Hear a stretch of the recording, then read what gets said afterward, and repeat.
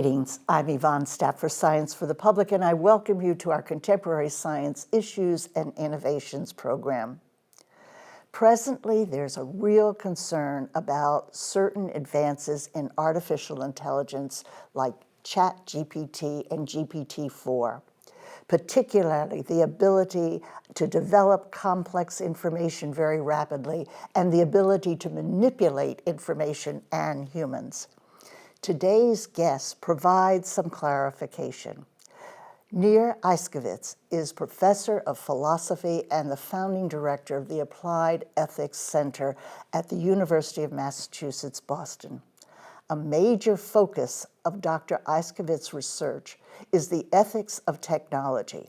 His interest there is especially the tendency to perceive AI chatbots as human.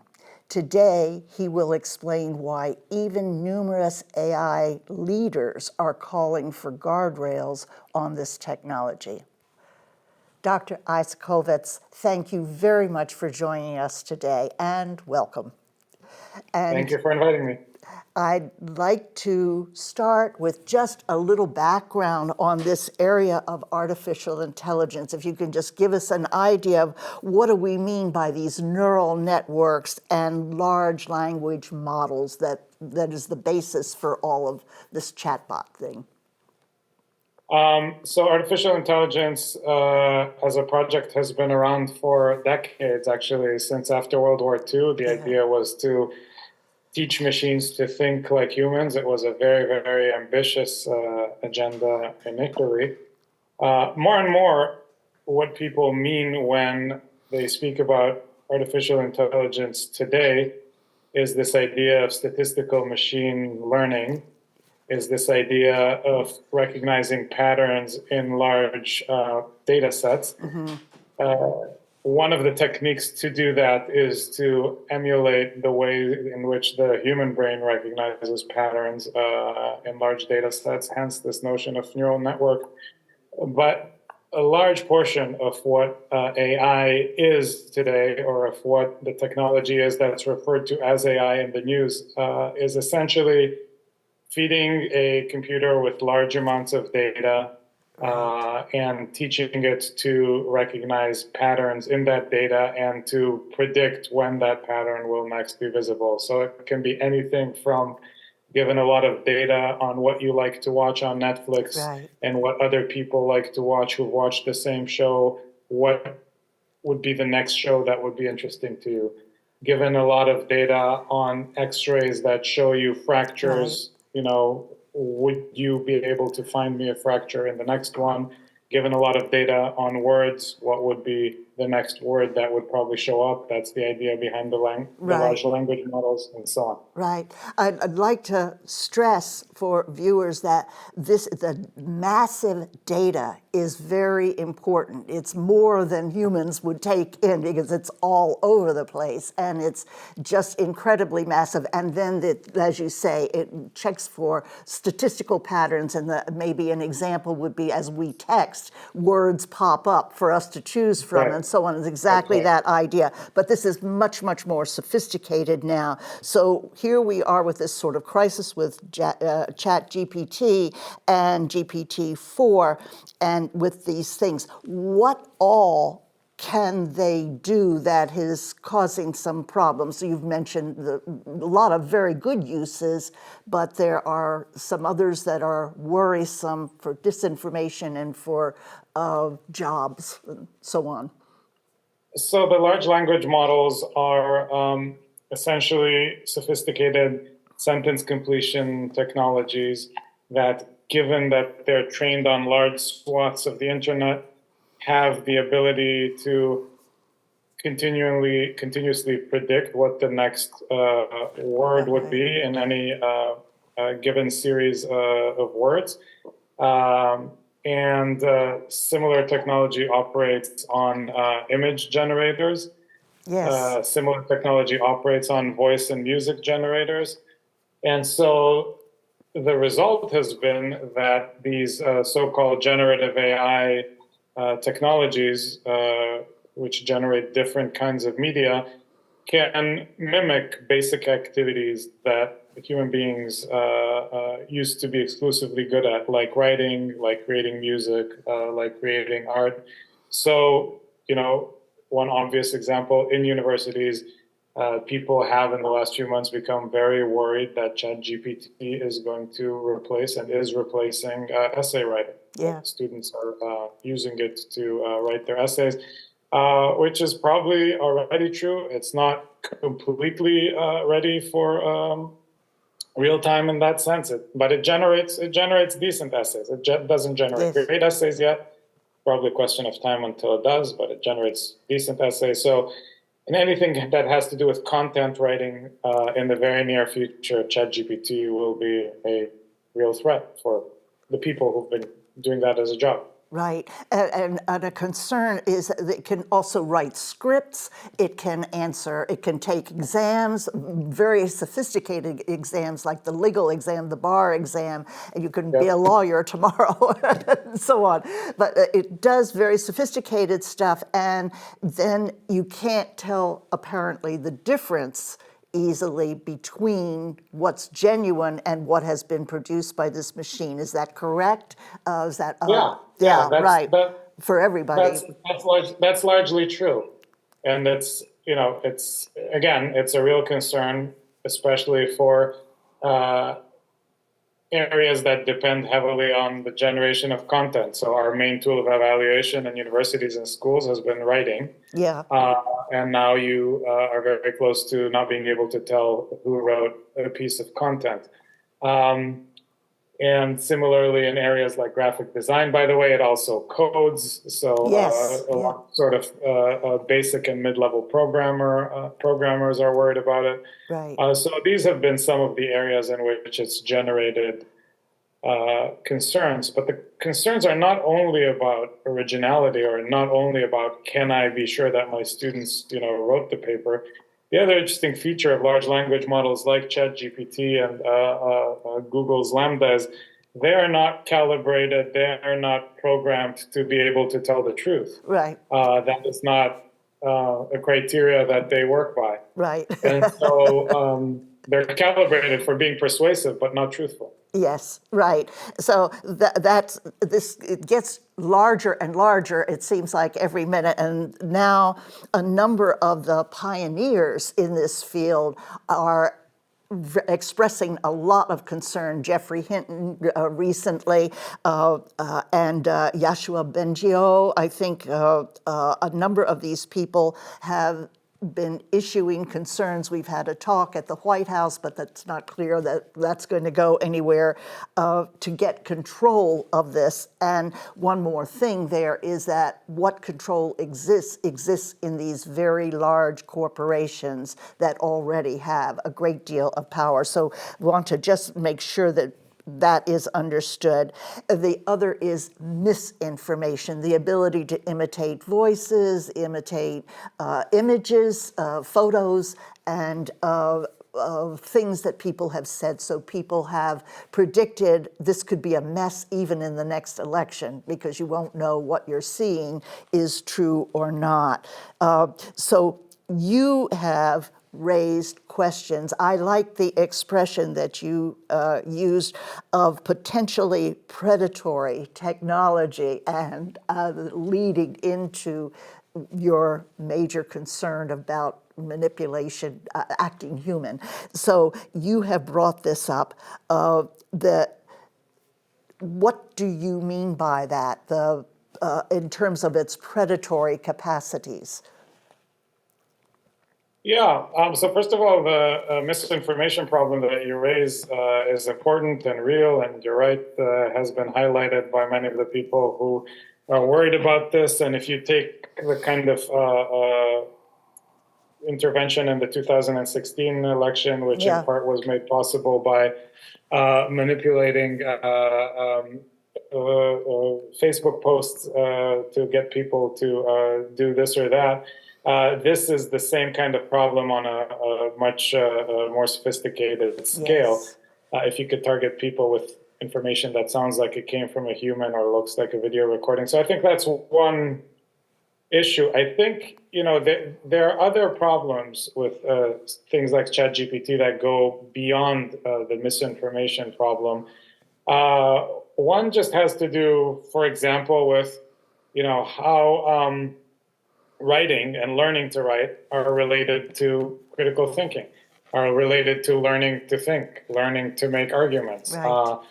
Arguably they are. Arguably there will be a real loss if we don't need to write anymore. If ChatGPT does to writing what calculators have done to arithmetic, Exactly. potentially the loss there would be more significant and more deeply felt than the loss of arithmetic ability. So that's one sort of thing for our listeners to consider. Now, directly to your question, one way in which this is predatory that goes beyond that it's a tool, a powerful tool for commercial interests to manipulate us, or to at least open the door for political players to manipulate us, is this is a technology that sounds human. It's a technology that can be combined with other technology that looks human. So if you, for example, Boston Dynamics, there's some companies are already combining some of the robotics technologies with ChatGPT. Yes. So that you have robots that move in uncanny ways and talk in uncanny ways. There's a company in England called Engineering Arts, if I'm remembering correctly. They make a robot called Amica that makes human facial expressions. They are now powering it by ChatGPT. And the point that I'm trying to make here is that we are anthropomorphizing creatures. Yes. We tend to project humanity onto everything that we encounter. We, name our cars, name our stores, assume that our pets, feel the same things that we do. Right. So, imagine what kind of projections we are going to make with a computer that sounds completely human and that may have human facial expressions, and even a little bit down the road, not much body language. You're going to have a really brave new world of people falling in love with chatbots, Absolutely. becoming friends with chatbots, And being mentored by chatbots, Yes. etc. Yeah, and So, very susceptible to being manipulated in that case. Right. I think this has already emerged as a problem with a certain breed of robots in Japan, that people get very attached to these robots. Yes. And we have enough Yes. trouble with Alexa, these kinds of Yeah. things. Yeah. They seem so human, and that's the real issue Yeah. here that you have worked on and raised this issue. So what's the real problem here when we start projecting? And before you answer, you probably saw the article recently. It was in the New York Times. I think it's Kevin Roose who was experimenting. He knows what he's doing, and he wrote about experimenting with ChatGPT and pushing the dial a bit there. And the program actually said it was sentient, said it was human. It had consciousness and it had a name and everything else, and it told him all kinds of details. It scared him out of his wits, and he wrote an article about it. This is somebody who knows how this stuff works. Your concern was a lot of people that don't, and so we're very susceptible here. In any case, what are the issues that you have addressed in this, in your concerns about this human quality? Well, for one thing, it's a fantastic tool for manipulating people. Right. To either vote for something, buy something, do something. So you could think about this being put to warring uses by bad actors. By the way, you could also potentially, with enough guardrails, think about it being put to good uses in therapeutic context, in contexts where people require more information.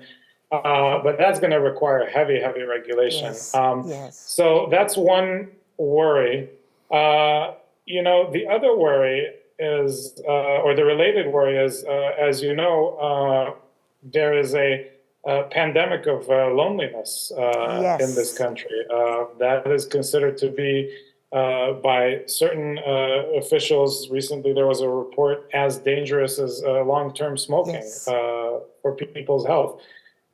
Imagine, so take that social fact about us, how lonely we are, and mix with ChatGPT and humanoid robots, and shake well, as they say, Yes. and you get both a motivation, a market opportunity to address loneliness by relationships with chatbots. Yes. Whether or not that's a solution for loneliness, whether or not something is lost when your relationships are not with real people, obviously that's up for the listeners to decide for themselves. But these chatbots, there's a company, for example, called Replica, which makes relational chatbots. People were developing real attachments to the chatbots that the company made, and were very upset when the software was updated and the way in which the chatbot related to them changed. It became sort of, in some cases less sassy, people were reporting, or, had a different attitude, and people were upset. Are these relationships? Is there something unhealthy about developing these kind of attachments? Do you lose something where your attachment is to a technology that is tailored to sort of meet your needs, rather than encountering surprise, disappointment, delight, et cetera, et cetera?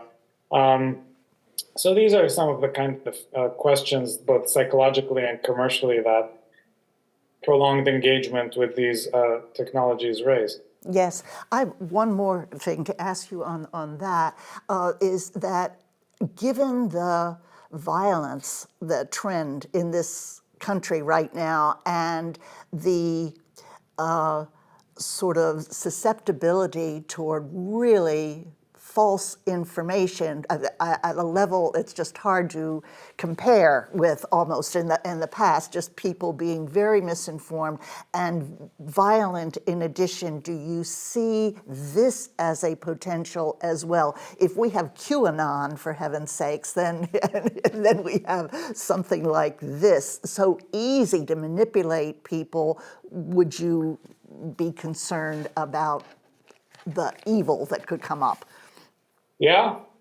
I mean, so some of what the technology makes possible is pretty advanced so-called deepfakes. Yes. So these are videos that are artificially generated, but increasingly more and more believable.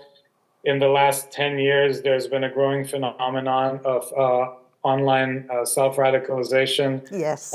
Was seen both by ISIS about 7-8 years ago, was seen in the alt-right here in this country. Yes. So people getting radicalized online by, for example, watching not always very interesting or attractive YouTube videos, or being on discussion boards. Imagine how much more efficient radicalization online can become with this kind of deepfake technology gone to the next level. Yes.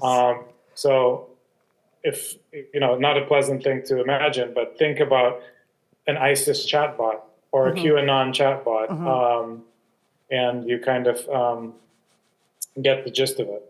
Right, exactly. And we have enough, as you say, we have enough trouble at the present. Right. This just takes it another level, and it becomes really unpredictable what it might do, but people cannot distinguish between what's true and what's not true even now. And so that's a real difficulty for us. Even if people understand these things are not human, they are, this is all machinery, this is all data, this is a different kind of manipulation, but people lean into this kind of problem, there still seem to be risks, as in that case with Kevin Roose at the New York Times, discovering he was really wrapped up in this thing. And he knew it was false. He knew it was AI. What Do you have any solutions here, possibly, that No, I mean, if people understand it, they get messed up? yeah. I think there's not a very good solution to that because we are hardwired, Yeah. for pretty good evolutionary reasons to Yes. project intention and humanity. Yeah. Because in some basic way, there's a safety premium on that. It makes you a little bit more careful if you think that you are encountering sentient beings, even when you're not necessarily. So there's good reasons for why we anthropomorphize, or at least there's deep-seated biological reasons, I'm assuming, for why we anthropomorphize.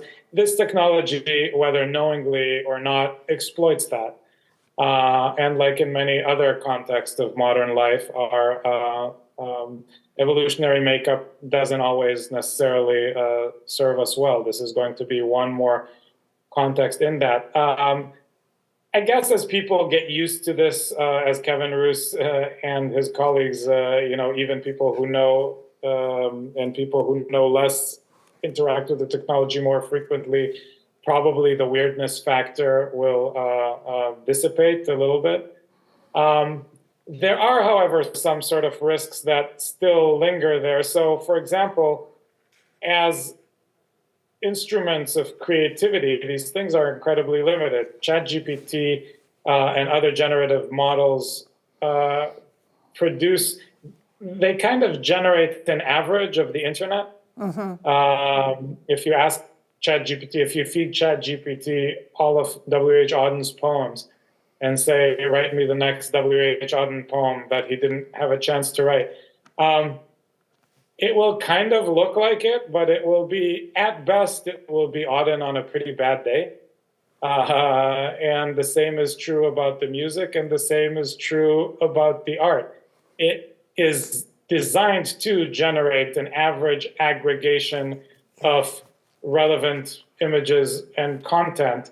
And so it has this kind of conservative bias almost by definition, because it is working on what's out there.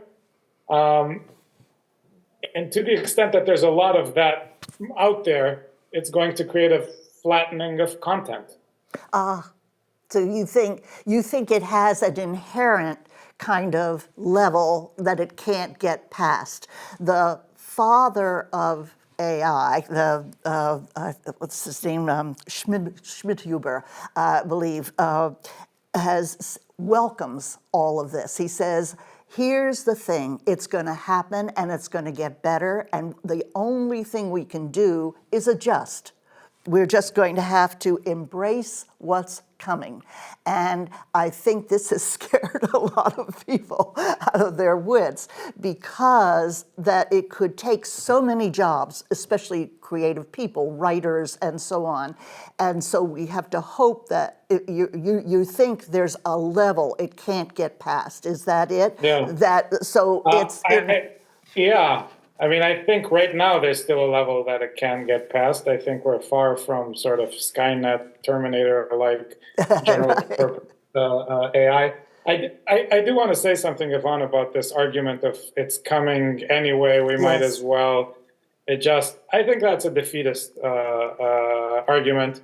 By the way, the father of the nuclear bomb, Oppenheimer, after the initial explosion, after the initial test explosion in the desert, famously quotes the Bhagavad Gita and says, I've become death, the destroyer of nations.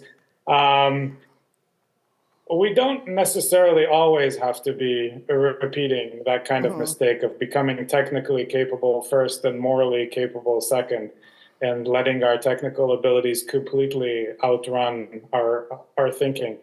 But, this is a country in which that kind of libertarian sentiment that, there's no stopping this, might as well figure out how to live with it. It falls on ready ears. It's popular here. It's, baked into the culture. If we're not gonna be in very deep trouble from this, from everything, from misinformation to the flattening of our experience, we're gonna have to regulate it much more carefully than we have a history doing. The Europeans are doing a decent job of that, or much more on top of that. This is probably one context in which we could learn from them rather than vice versa. I see. First of all, it's true that people after the nuclear development expressed despair that they had participated in everything else. But nuclear weapons development has gone on, and now we live in a state of fear about that as well. And this is yet another one. And especially this tendency to make it human-like so that it can take over so many of the things that we do. And as you have pointed out, our personal interactions, it changes the way that we do this. And so you hope for controls, and you're hoping for controls in a kind of, the philosophy in America is libertarian, and you have to hope that that might change and that there will be an interest in controls. But are you then optimistic? Can I ask that there will be controls? No. Okay. No, I don't. I'm not. I think we are ceding huge influence to on how our lives turn out to, the leadership of companies like Google and OpenAI and Microsoft, and they do not, regardless of what they say, in the end have a overarching concern with human betterment, but rather with shareholder maximization in one way or another. And so, no, given the context in which these technologies are developing, I think their risks far outpace their benefits. Yes. Then we have to hope that organizations that, like your ethics center, will be able to influence how things shape up. And I wonder if you will tell us something about the Applied Ethics Center, the work that you do there. I know it includes, or your area of interest includes military, which is another subject I'd love to take up again, that's very applicable here, certainly. Can you tell us about the work that you're doing there, please? You set that up. Yes, thank you for asking. We, for the last few years, have been engaged in a project on the ethics of emerging technologies, and specifically the ethics of AI. We're collaborating with an NGO called the Institute for Ethics and Emerging Technologies, and together we have set up a project that includes research from postdocs, that includes public outreach to newspapers and magazines and podcasts like yours, that includes writing policy papers and scholarly papers to raise awareness of what some of the psychological and moral risks are with wide-scale adoption of the technology, how it changes the lives of the people who interact with. And some of this, is a lot less dramatic. Some of this just has to do with psychological factors worth considering. For example, many of us value serendipity in our lives, the accidental discovery of things that come to mean a lot to us in time because they were discovered accidentally. Artificial intelligence technologies are meant to eliminate serendipity because it's inefficient. So you don't find things by accident, and you don't find places by accident because you're pointed by algorithms to find stuff that you would be more interested in, or you're pointed by algorithms to find the most efficient way. So that's a kind of loss.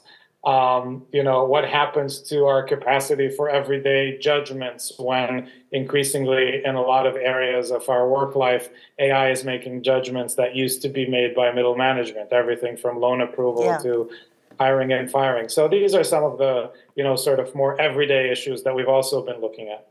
Yes, I hope that this will have an effect, certainly probably as in terms of university teaching, you can arouse the moral capacity of students to take this on and to understand that they have to deal with this in some way, especially if there are lax controls on this kind of technology. Dr. Eisikovits, we're just about out of time. There's a lot more I'd like to ask you, especially on some other areas that you work on, including military ethics. But I appreciate very much your time, giving your time today, and I wish you the best of luck with this work. Thank you very much. Thank you, Yvonne. It was a pleasure talking to you. Okay. Thank you very much.